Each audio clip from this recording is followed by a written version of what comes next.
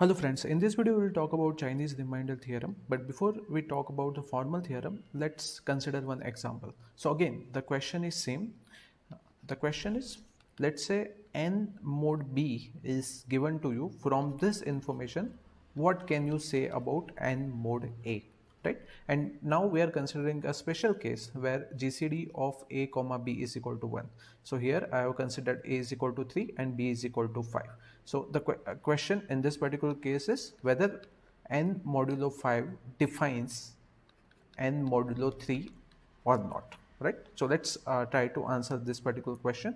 So let me consider different values of n. So I have considered values from 0 to 14 for n, and for each of these values I have calculated mode 3 value as well as mode 5 value.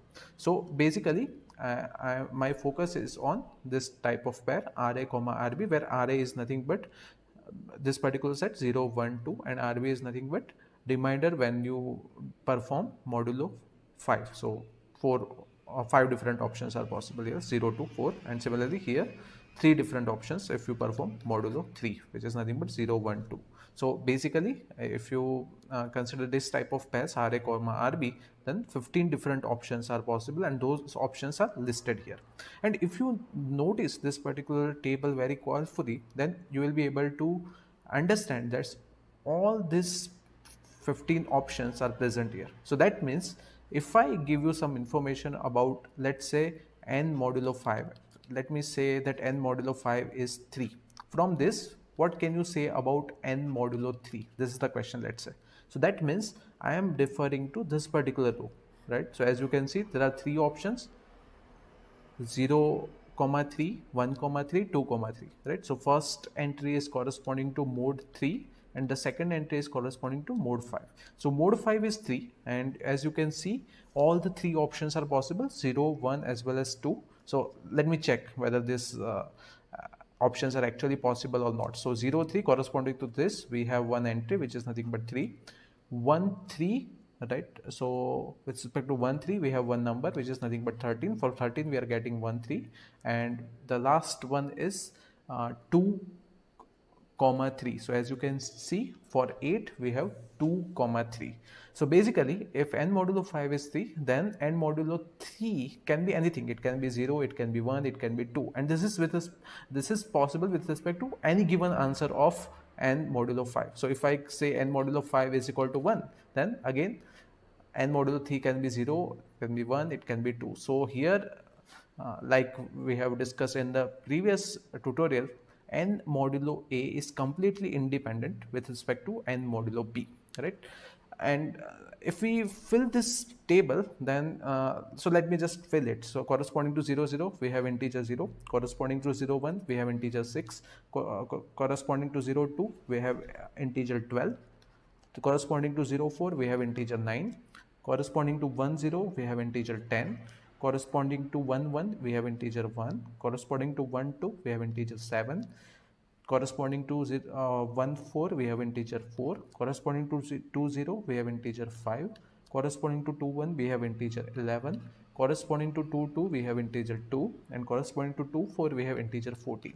So that means this table is completely filled. In other words, corresponding to each possible value of RA comma RB, we have some integer value n associated with that particular pair of reminders. So this is nothing but the very first statement of Chinese remainder theorem. So let's read it. Now we'll be able to understand it properly. So the statement says, if GCD of a comma b is equal to 1, then any remainder RA which you get after performing modulo A, and any remainder RB which you get after performing modulo B. So that means all possible pairs of type RA comma RB, you will get some integer n such that if you perform modulo A on that particular integer, then you will get RA, and if you perform modulo B on that particular integer, then you will get RB. So this table is nothing but its evidence. So the main idea of Chinese remainder theorem with respect to this first part is nothing but if someone gives you, let's say, value of A is given, value of B is given, value of RA is given, value of RB is given. If these four values are given, then you will be able to generate n such that n modulo A is Ra and n modulo B is Rb. So let me give some specific values. Let's say I give Ra is equal to 1 in this particular case and Rb is equal to, let's say, 4. So corresponding to 1 comma 4, the answer is 4, right? So for 4 modulo 3 answer for 4 modulo 3 answer is 1 and for 4 modulo 5 answer is 4. So the corresponding to 1 comma 4, the number integer n is nothing but 4.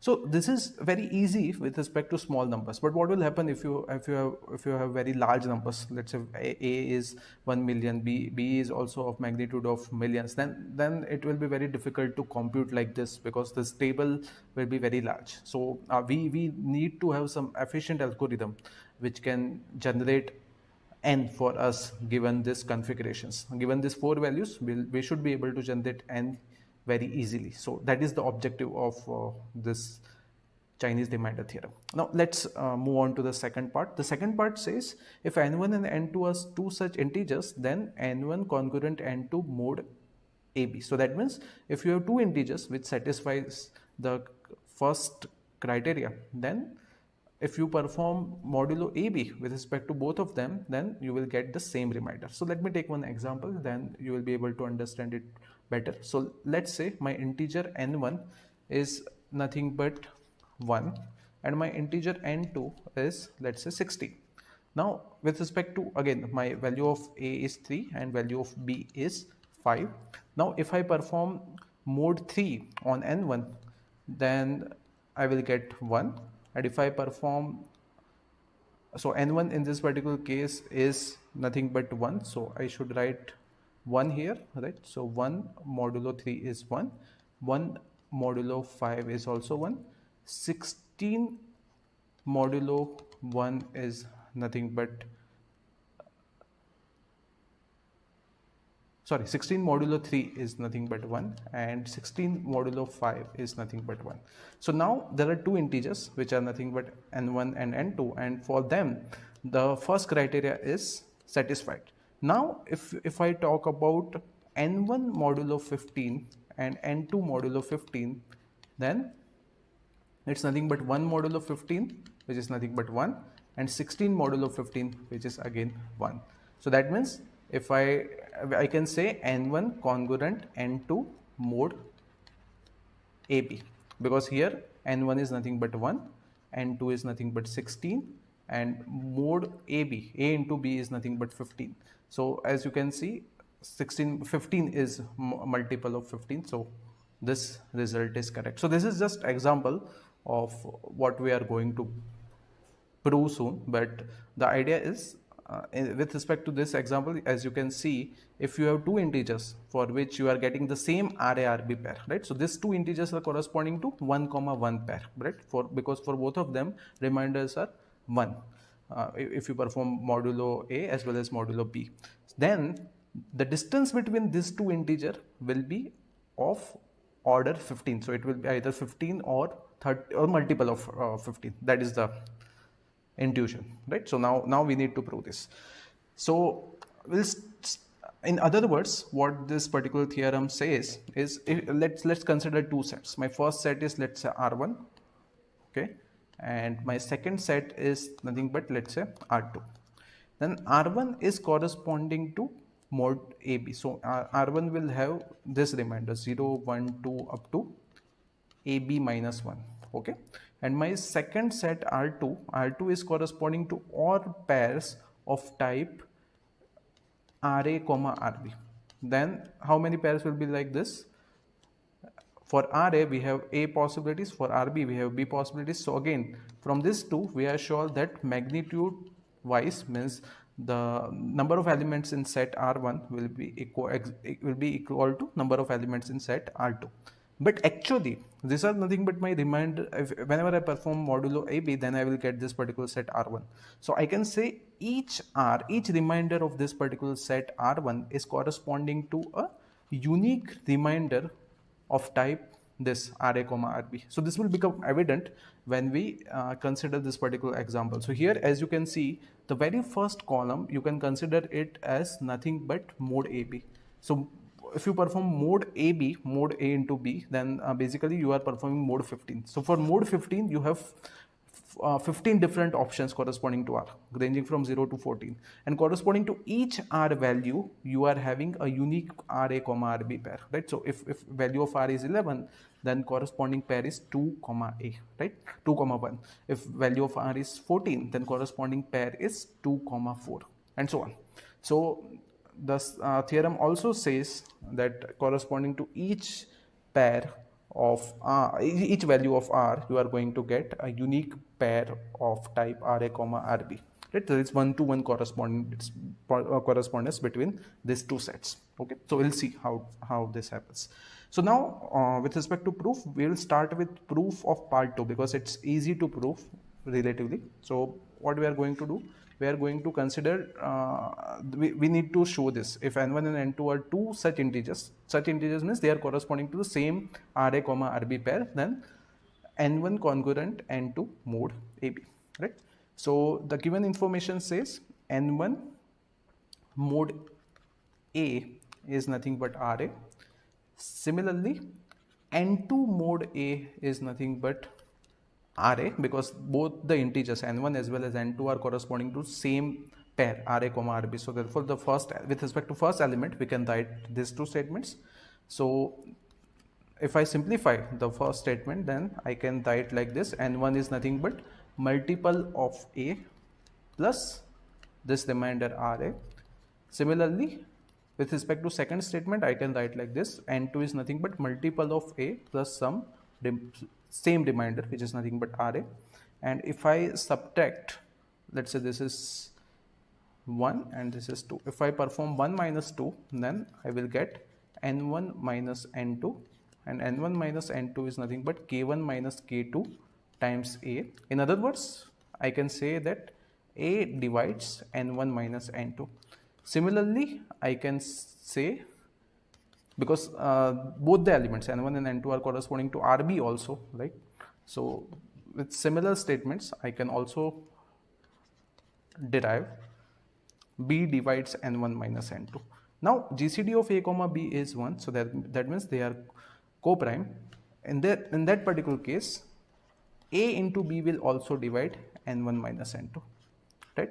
And if we rewrite this particular result in other words, then basically what we have derived is nothing but n1 congruent n2 mode AB. In other words, n1 minus n2 is multiple of AB, exactly the same thing which we have derived in this particular statement.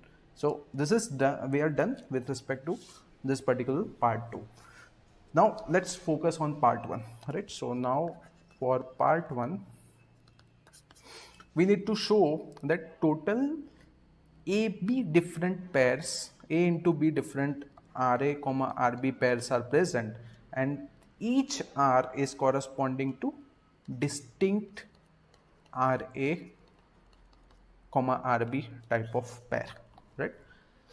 Why do we need to show that there are exactly A into B pairs of type RA comma RB? Because the statement, if we again reread it, then it is saying that any remainder RA and any remainder RB, we must show that there exists some integer n. So that means there is no restriction on value of RA, there is no restriction of RB. So it can be anything, right? So there are A choices for RA, B choices for RB, and for all these A into B choices, we need to show that there exists some integer n. So now we'll show constructive proof for this. So all we need to do is we need to generate different n's for different configurations. So let's say A and B are fixed, and depending upon values of RA and RB, you are supposed to generate distinct n values. So that is the objective now. Okay. So now which information we have with respect to A and B? We don't, so again, it's a proof, so we can't assume values. So only property which we have with respect to A and B is nothing but GCD of A comma B is 1. And from the extended Euclid algorithm, we can say that 1 can be represented as linear combination of a and b, right? So we can write like this: 1 is nothing but ax plus by. This is from extended. So here x and y are nothing but they serve as certificates, right? If you remember. So if you don't know this particular algorithm, then you can watch my tutorial related to it. Right? So this is based on extended Euclid algorithm. Now let's move further. So from this, now I'm interested in this first value. I want to analyze this AX with respect to again RA comma RB. So what I will do, I will perform AX modulo A. If I perform AX modulo A, then I will get 0, right? Because AX is multiple of A, straightforward. If I perform AX modulo B, then I will get 1, because AX is nothing but 1 minus BY, right? And then if you perform mod B operation on it, then minus BY is anyway multiple of B, so the remainder will be 1, right? So that means with respect to AX, the underlying pair is nothing but with respect to RA RB 0 comma 1, because value of RA is 0 for for AX, and value of RB is nothing but 1 with respect to AX. Okay. Now we'll do similar analysis with respect to the second element, which is nothing but by, right? So by modulo A and by modulo B. So we know by modulo B will be 0, right? Because by is multiple of B, and by is nothing but again 1 minus AX. So if we perform modulo A, then we will get this particular pair, which is nothing but 1 comma 0. So what is the advantage of this? So this 2 will serve as basis for us now. So now let's say we want to generate all combinations of type RA comma RB, then we can rewrite this combination as RA into 1 comma 0 plus RB into 0 comma 1. And now if we substitute different values of RA and RB, then basically we will be able to generate all AB different combinations which will be corresponding to R, and corresponding to each R, using this formula we will be able to generate a unique pair RA comma RB. Now with respect to 1 comma 0, from this we know that B into Y is corresponding to 1 comma 0 pair of RA comma RB, right? And similarly with respect to 0 1, the corresponding value is nothing but AX. So what we are going to do, we are going to substitute this corresponding values of 1 comma 0 and 0 comma 1. So what we will get now, we will get RA into BY, and instead of 0 1 we will write down AX. So with this equation we will be able to generate some integer, and let's say that this particular integer is n. Now we need to show that this n satisfies the configuration, which means if you perform n mod A, then we must be able to get RA, and if we perform n mod B, then we must be able to get RB. So now with respect to this n, if we perform mod A operation, then this second term is anyway multiple of A. So with respect to this, the modulo A answer will be 0. The remaining term is RA into BY, and we know that BY mod A is nothing but 1. So the remainder after performing mod A will be nothing but RA. Similarly, if we perform n mod B, then the first term is multiple of B, so we don't need to consider it. With respect to second term, since AX mod B is 1, we can say that if we perform mod B, then answer will be RB. So that means this is the n for which if you perform mod A, then you will get remainder RA, and if you perform mod B, then you will get RB as remainder. So this is the main equation using which you can generate any n with the given configurations. So let's see the implementation of this algorithm now. So first we'll call Chinese remainder theorem a comma r1 comma b comma r2. So here what is the idea? GCD of a comma b is 1. They are a and b must be co-primes, and if you we want r1 if we perform n mod a, and we want r2 as remainder if we perform n mod b. That is the idea. So these four numbers must satisfy these rules. And first we are going to call extended GCD on a comma b, so that we can generate this certificates x and y. So we are going to ignore d, we will focus on this certificates only. And this is the same equation which we have just derived, n is equal to r2 times ax plus r1 times by.